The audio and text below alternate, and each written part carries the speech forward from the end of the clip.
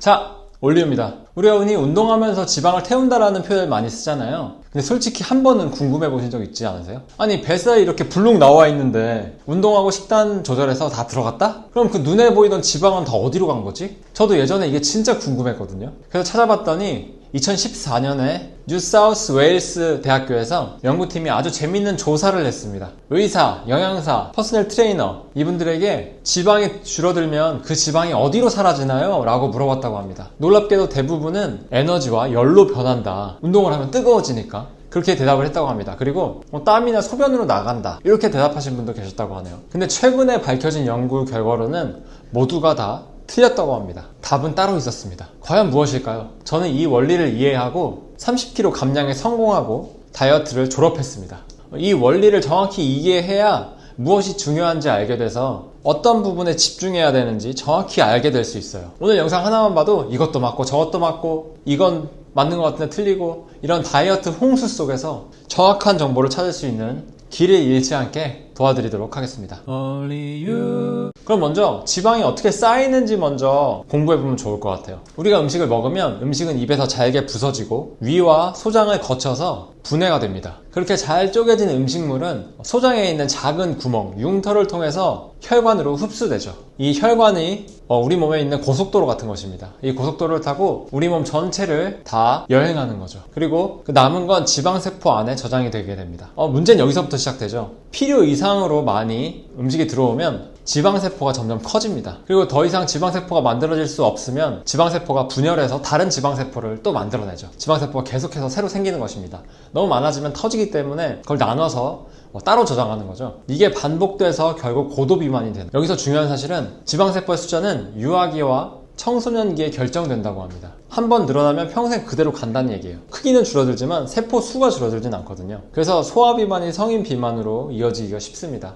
이 부분도 유의해서 어릴 때부터 사실 잘 관리를 해야겠죠. 운동 많이 하고. 그럼 이제 지방은 어떻게 빠질까? 한번 알아보겠습니다. 운동을 하거나 우리가 에너지가 필요할 때 호르몬이 분비가 됩니다. 이 호르몬들이 혈관을 타고 지방세포에 신호를 보내죠. 야, 에너지 필요하니까 기름 좀 내놔. 기름 쓰는 것 같이요. 그럼 지방세포 속에 저장되어 있던 에너지들이 빠져나와서 혈관으로 들어갑니다. 그리고 운동하는 근육이나 쓰는 근육으로 가서 거기서 에너지가 소비되죠. 이 과정에서 부산물이 생깁니다. 그것은 바로 탄소예요. 탄소랑 산소랑 결합을 해서 이산화탄소가 되고 우리가 내쉬는 숨으로 빠져나갑니다. 또 일부는 물이 돼서 소변이나 땀으로 배출이 되죠. 그런데 이 숨으로 나가는 것과 땀으로 나가는 게 몇 퍼센트 비율 정도 될 것 같으세요? 보통 우리가 생각하기에 땀복 입고 뛰고 막 이러면 땀 많이 흘려가지고 살 빠지는 거 같잖아요.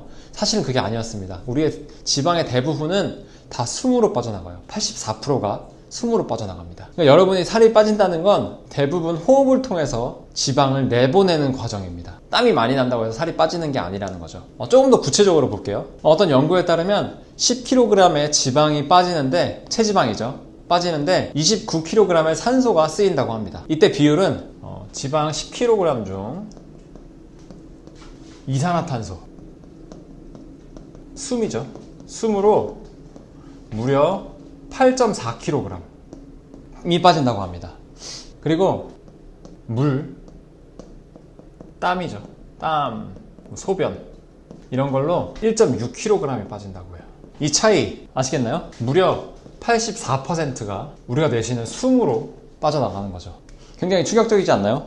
숨으로 빠져나간다니. 그러니까 땀복 입고 뛰는 게 오히려 다이어트 의지를 꺾고 힘들고 나가기도 힘들고 계속 땀 흘려야 되니까 찝찝하고 힘들고 이런 게 그렇게 크게 기분은 좋을 수 있지만 그렇게 크게 효과는 있지 않다라는 결과입니다. 숨으로만 해도 충분하다고 생각하죠.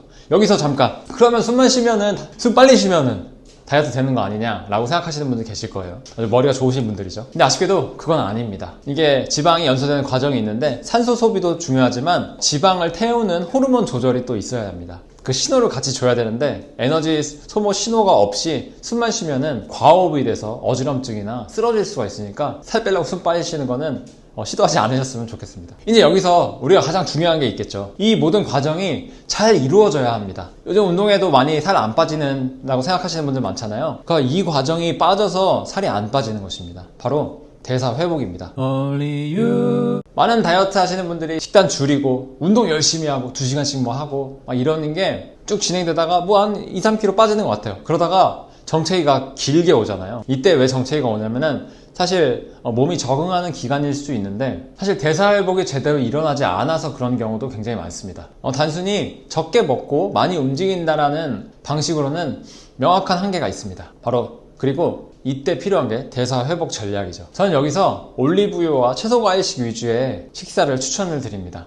이게 대사회복의 시너지를 일으켜서 굉장히 빨리 대사를 회복할 수 있게 만들어주거든요. 올리브유의 폴리페놀이나 항산화 성분들이 장을 개선해주고 염증 수치를 낮춰줍니다. 그래서 인슐린 저항성을 개선하고, 제가 매번 말씀드렸죠. 인슐린 저항성이랑 염증 같이 가는 거라고. 그래서 대사를 안정시켜주고 염증 수치를 낮춰줍니다. 그리고 채소와 과일에 들어있는 섬유질과 여러가지 파이토케미컬로 항산화 성분들이죠. 이것들로 몸을 깨끗하게 만들어주고 청소해줍니다. 그래서 염증을 줄이고 호르몬을 조절할 수 있게 만들어줍니다. 이걸 꾸준히 해주면 살만 빠지는 게 아니라 건강을 되찾고 회복될 수 있게 만들어줍니다. 이렇게 됐을 때 비로소 운동할 준비가 되는 거죠. 운동을 할 수 있는 몸으로 바뀌게 되는 거예요. 이때 바뀌지 않고 그냥 운동을 하니까 힘들긴 힘들고 살은 안 빠지고 이게 계속 유지가 되는 것입니다.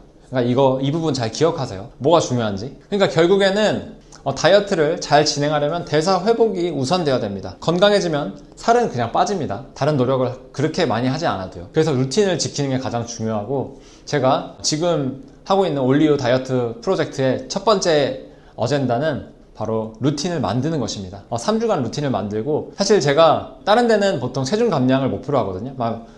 마이너스 5kg 빼면은 전액 환급 이런 식으로 해주는데, 저는 사실은 그 루틴을 지키는 거에 더 포커싱을 맞춰서 루틴을 다 지켰을 때 체중 감량과 상관없이 전액을 환급해줍니다. 이 이유가 루틴을 지키면 체중은 그대로 빠지기 때문입니다. 루틴이 더 중요한 거죠. 실제로 눈에 보이는 결과보다는 그 뒤에 있는 습관 형성을 만들어줘서 그 습관을 제대로 유지했을 때 더 건강해지고 더 살이 잘 빠진다는 것을 알기 때문에 제가 이런 식으로 설계를 했습니다. 올리오 다이어트 지금 1기 오늘부터 시작이 되는데 많은 관심으로 지켜봐 주시고 어떻게 변화가 갈지 이런 것들도 알려드리도록 하겠습니다. 그래서 가장 중요한 건 대사 회복이죠. 그 후에 산소 소비를 해서 지방을 숨으로 날려버리는 것입니다. 그래서 올리브유와 채소과일식으로 대사를 회복하고 전투 운동이나 가벼운 러닝으로 유산소를 가볍게 해주면 살은 정말 금방 빠집니다. 사실 대사 회복이 먼저 되고 약간의 운동만 추가해주면 살은 진짜 금방 빠집니다. 하지만 과체중이시는 분들은 전투 운동도 힘드실 때가 있어요.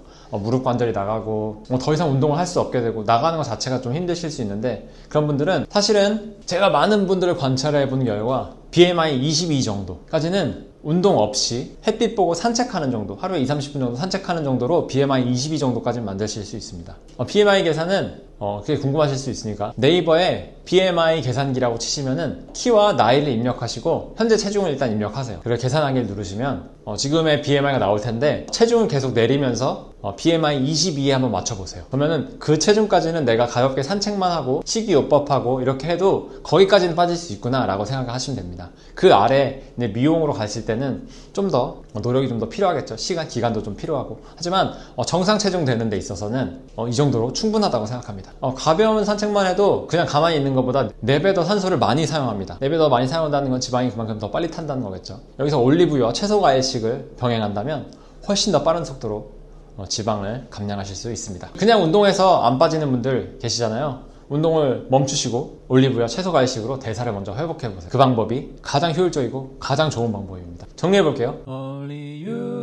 지방은 먹을 만큼 쌓이고 지방이 필요할 때 산소와 만나서 이산화탄소로 숨으로 나간다. 84%가 굉장히 많은 양이다. 가장 중요한 건 단순히 빼기만 하면은 대사가 무너져서 요요가 오는 거예요.